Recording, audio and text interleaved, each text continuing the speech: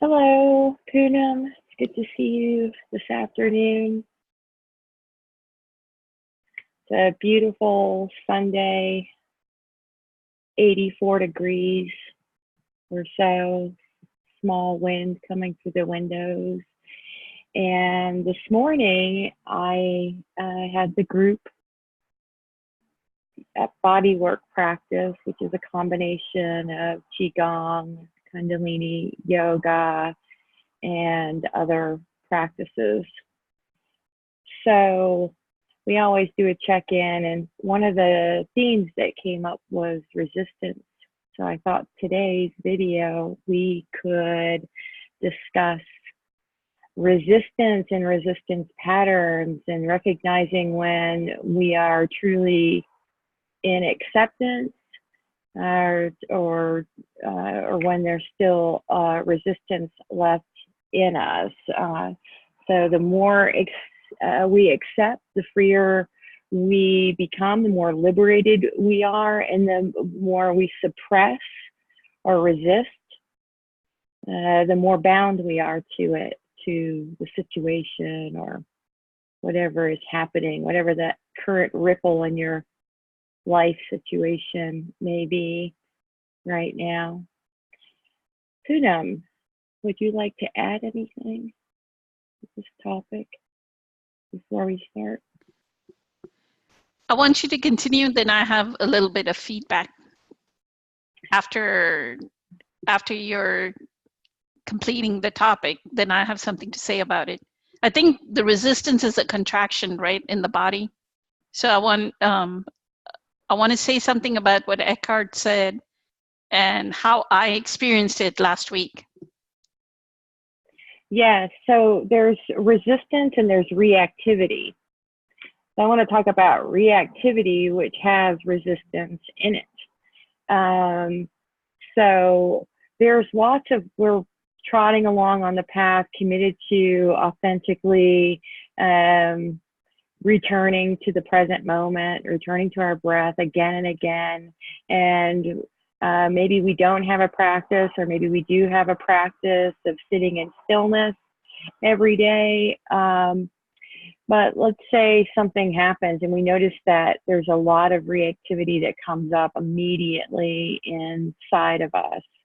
So a lot of times on the spiritual path, we know and have went in and liberated these contractions, these feelings of constriction. We might have even located the source of them, where it all comes from, and compassionate and tender, loving balm of our attention dissipates this. But sometimes I hear things, for instance, I know I should forgive them. I'm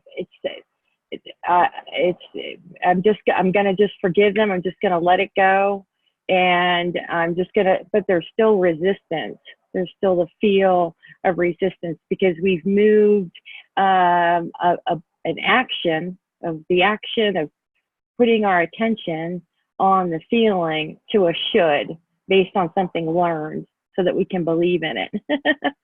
So when we sense reactivity, the first thing we need to take hands with is hearing a voice that is loving and tender and kind for the situation, and to humbly recognize. So if there's what the voices in our head are saying. So some voices may be saying, this shouldn't be happening. This person shouldn't have been dishonest. There was poor communication. It's everybody's fault. Now the situation is a mess. These are all just stories. We couldn't possibly understand the beginning or the end of any particular happening or situation. And here it is. So it's best to put our attention on the feeling that the reactivity, where is it showing up? Is it in our belly? Is it in our chest? Is it in our shoulders? Right? Where are we feeling the tenseness, the reactivity as it shows up in our body? And that will tell us a story. Putting our attention is going to tell us a story of where it's coming from. We can't tell you where that's coming from or what that contraction is about. We can just be in solidarity. I can be in solidarity with moving through big contractions. I've spent, to get close to suicidal as I was, you almost have to be almost completely a pain body. So it's a process of paying attention and being there, and just that alone, just that commitment is so loving. It's have heart that you're on a good path, that you haven't stumbled off of it. The more we stay with it. So Poonam, anything you'd like to add from, if you were going to say, Eckhart's Awakening course? I actually, yesterday or day before, I found one of his very old videos on this, the feeling of the inner no, which is maybe an icky feeling, like you were saying, right? It may be in the shoulders or in your chest or in your abdomen.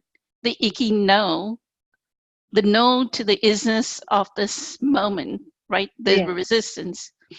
So like my job is actually very mind energy. So if Eckhart says he can be 80% without thought, that is not my practical life, right? My job is very mind energy oriented. It is Slack message after Slack, instant message after instant message. It is phone calls, being on conference calls. So last week, the only difference that I can say about the person that was Poonam in 2011 or 2010 or before, and the person that is now, because of the meditation practice, because I know what is complete and utter stillness, I can see any misalignment from that stillness. I can observe it, right? So that contraction that you're talking about, one of my, somebody that I report to, I wrote an email, and I sent a meeting invite, and they instructed me, you need to move this meeting earlier in the week, right? Mm-hmm. Like completely rude email. Like the language of the email was very rude. And then I could feel the shoulder like go this, right? Yeah. Like you're shrinking away from that email. Yeah. So my earlier response, maybe like 10 years back, the way I would have responded would be entirely different to, I just told that person that I looked at the schedules of everyone, and the only day they're available is on Monday. I will have to move. I cannot do it earlier last week. I would have to do it the Monday of this week. And thank you so much for your guidance and support. And then I ended the email very compassionately. And it was done. The contraction was gone, that feeling, but only with presence can we actually experience what is going on in like the content that is arising. This is awareness, and there's this emotion, this contraction, right? This, oh, I read an email and this, and that not be reactive. I think even Stephen Covey says between stimulus and response, there's a gap. The gap that he's talking about is presence, that yeah, there's a stimulus, but then how do you respond? And that is responsibility, right? The ability to respond, not react. To react, yes. I will say that there's a lot less to react to the longer I sit in silence. And I think, because we're human beings, we're doing two things. It seems like we're retracting away from life, right? That we're pulling away from life in stillness. And then we go back out into the world, and maybe there's humans that do 50-50 of that. However, if we just spend some time, even just 10% of our time, which isn't very much time that we're awake, sitting in practice, then the reactivity may not come at all. We can just watch what's happening and find ourselves moving with far more intelligence than we ever have before, which is very nice. Very nice to work with people that are able to be in that space, that non-reactive space. If we just don't take anything personally, it doesn't come up either. Recognizing that none of it's personal. We have no idea what happened with them 15 minutes before that email, and we can really appreciate that when we know very intimately what it feels like to react badly or to lash out at an innocent person after. So we keep it going. And I spent most of my life in some kind of reactive pattern and thinking it was sane, or not questioning if it was insane. It just was how it was. It's sort of like get on this planet and start rolling and and so you can't hold anymore. So it's it takes just like that, the compassion it takes to sit with and to sit with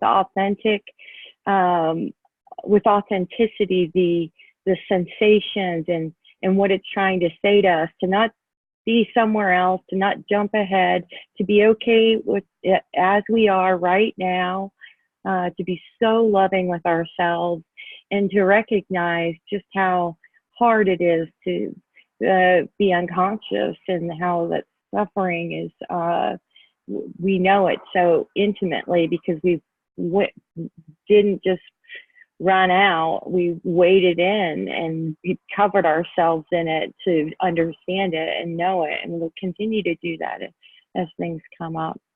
So I think that's all I really need to say on this. If somebody has a comment or a follow-up, I would love to know. Thank you so much, Parker. This is good.